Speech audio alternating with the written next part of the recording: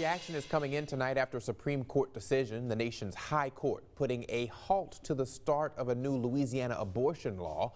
NBC Local 33's Amber Smith explains what this means going forward.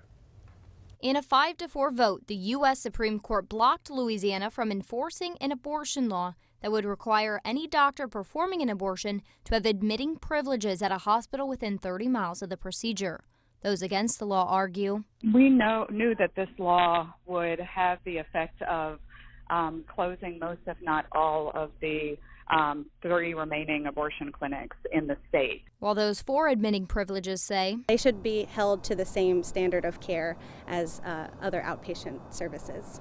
State lawmakers passed the law in 2014, but it never took effect. A district court and the Fifth Circuit Court of Appeals had different conclusions on the law, so the Center for Reproductive Rights asked SCOTUS to step in to put the appeals court decision on hold. The High Court's vote Thursday was not a ruling on the legal merits of the case. It was a decision to keep Louisiana from enforcing it for now. This is about protecting Louisiana women, and the abortion industry will stop at nothing, really, to reduce their standard of care for women, and I think Louisiana can definitely do better.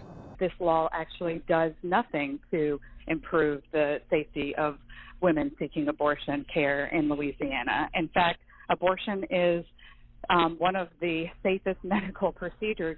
Advocates on both sides say they will continue to keep a close eye on the law as it makes its way through the legal process. For NBC Local 33, I'm Amber Smith. Now, the bill's author, Representative Katrina Jackson, says she's not worried. The Supreme Court did not make a decision on the constitutionality of the law. Rather, the justices voted to hold the enforcement until the High Court decides whether or not to take up the case.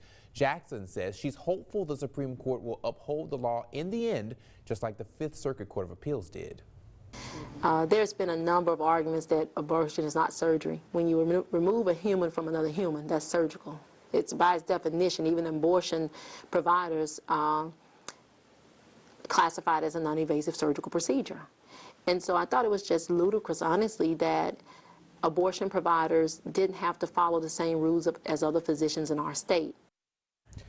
Now, Louisiana's Attorney General says he's ready for a fight for what he calls a common-sense law that protects the quality of care for women.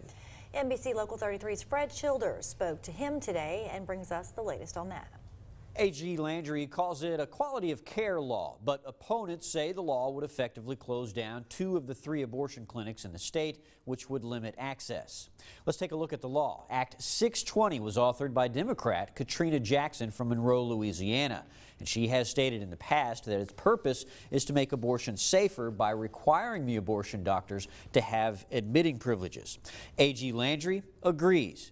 But do the U.S. Supreme Court justices? In a 5-4 vote, the court agreed to put the Louisiana law on hold. Chief Justice John Roberts, a conservative seen as the swing vote here, sided with those more liberal justices who wanted the stay. Justice Brett Kavanaugh, also a conservative, dissented. A similar law in Texas was ruled unconstitutional, and AG Landry is taking notice how the justices voted on that one. It's important to recognize that in the Texas admitting privileges case, Justice Roberts dissented in that case, where the Supreme Court held that Texas's law was unconstitutional. And Roberts, in that particular case, dissented. Here he agreed with the stay, and I think that's a clear indication that the court is going to take up the law. And I mean, maybe the Chief Justice wants a second bite at the apple. And whether you agree with A.G. Landry or not, it will be interesting to see how he votes with this new justice lineup. If a writ is granted, they'll argue the constitutionality at the U.S. Supreme Court. If not, he says the stay will dissolve. For your local election headquarters, I'm Fred Childers. Now, if a petition is filed in time, a stay to the law would remain in place until the U.S. Supreme Court does make a decision.